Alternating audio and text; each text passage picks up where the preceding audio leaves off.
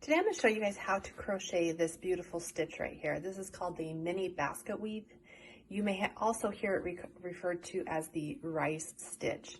But if you look closely, it basically is just a sequence of front and back post stitches that make the fabric that you're crocheting look like it's woven together. To crochet the mini basket weave stitch, you need to have a foundation row already crocheted.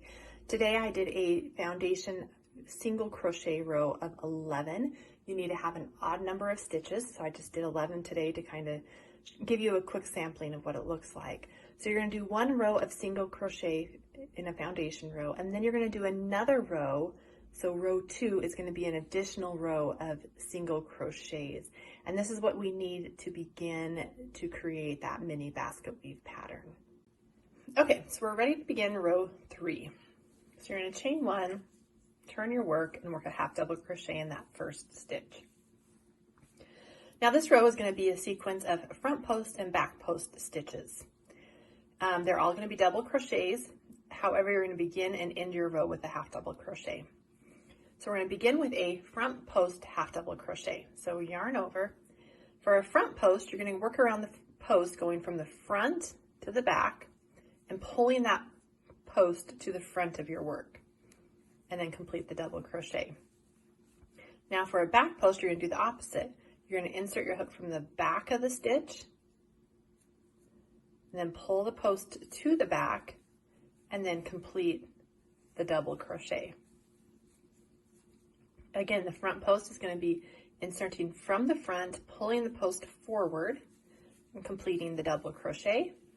Whereas the back post, you insert from the back of the stitch, and then pull the post to the back, and then complete the double crochet.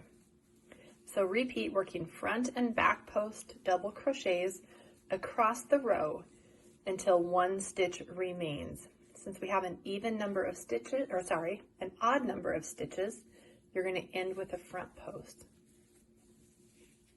All right, here's a front post.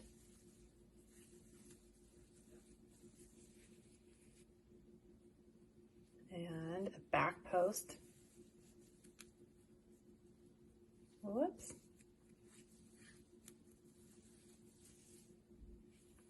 And then a front post.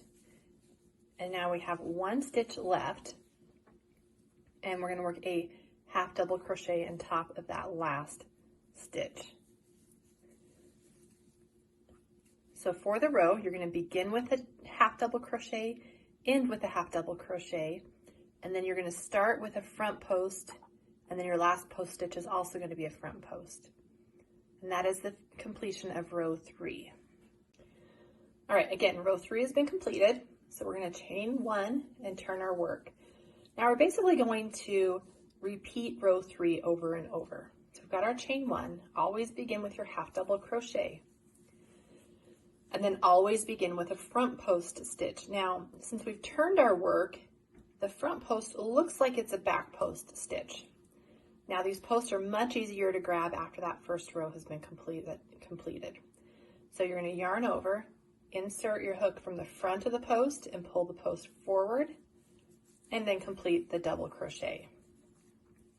Now here's the post for the next stitch. Yarn over, insert from the back and pull that post backwards and complete the double crochet.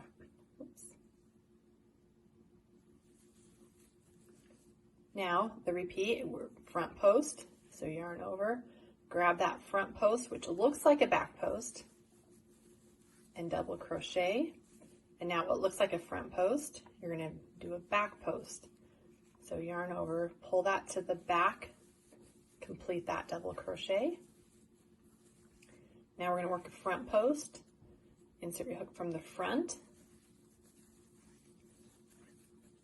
Next one is a back post, so yarn over, insert your hook from the back, grab that post.